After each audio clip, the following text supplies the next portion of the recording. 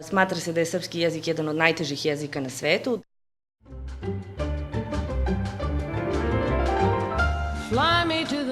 Prema nekim procenama, u Srbiji čak 50% odraslog stanovništva ima završenu samo osnovnu školu, a pismenost je na veoma niskom nivou. Greši se svuda, u medijima, na društvenim mrežama, ali i u svakodnevnom govoru. Ekipa Monda posetila je kurs popularnog pravopisa kako bi saznala koje su najčešće zablude. Ljudi govore obzirom na nešto, pogotovo kad žele da se prave pametni i duhoviti, umesto s obzirom na nešto. Takođe, greška je komparativ. Ljudi pričaju višlji, još gori slučaj visočiji. Pravdaju se time što se pravopis stalno menja, a pravopis se ne menja stalno, bio je 93. pa 2010. Dakle, uvek je bilo viši. Greši se upotreba potencijala glagola biti, pa ljudi govore mi bi voleli da, umesto mi bismo voleli da.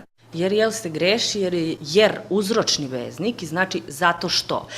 Jel se proširilo i pripada razgovornom stilu zato što ljudi svi postavljaju pitanje sa jel, što nije pravilno, jel važi, jel dolaziš, umesto dolaziš li ili da li dolaziš. To su dva načina kako se postavlja pitanje u srpskom jeziku. Preporuka je da se nikad pitanje u srpskom jeziku ne postavlja sa jel. Zamenica vi, vaš, svoj, tu se svuda greši i to je nešto što ljudi usvajaju i misleći da je pravilno i zbog toga je velika zabluda da je srpski jezik nešto što u stvari nije. Kao glavnog krivca, stručnjaci osim obrazovnog sistema navode i medije.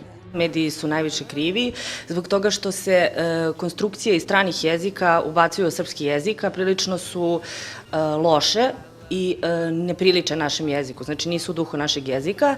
Preko medija sve to ide u jezik svakodnevni govor, razgovorni stil i to je najveća greška. To je najveća greška zbog toga što ljudi usvajaju te konstrukcije misleći da su ispravne, pa tako čitate u novinama svašta.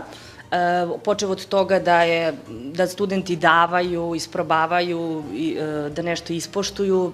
Polaznice ovog kursa su uglavnom visoko obrazovane dame koje su odlučile da reše neke svoje nedoumice. Zašto nemamo maka, nismo saznali. Mene je lično interesovala ta sama transkripcija stranih reči, kako ih koristimo u našem jeziku, kako sve te iPodove, iPhoneove, Facebookove koristimo u srpskom jeziku, kako ih menjamo. Najviše nedoumica imala sam u vezi sa pisanjem polusloženica, kada se polusloženica nalazi na kraju reda, kako je prebaciti u sledeći red. Naprimjer, automehaničar ili bebi oprema i mislim da smo to razjasnili baš prošli čas. Stvarno sam rešila dosta svojih nedoumica. Od, na primjer, kada se koristi malo slova, kada veliko, kako se pišu brojevi, do nekih složenijih glagolskih oblika, vremenskih oblika. To sve zvuči jednostavno, ali stvari nije, jer većina ljudi greši u tome. Dakle, nije sramota ako nešto ne znamo, već ako ne želimo da naučimo. Za Mondo TV, Marija Atanasković.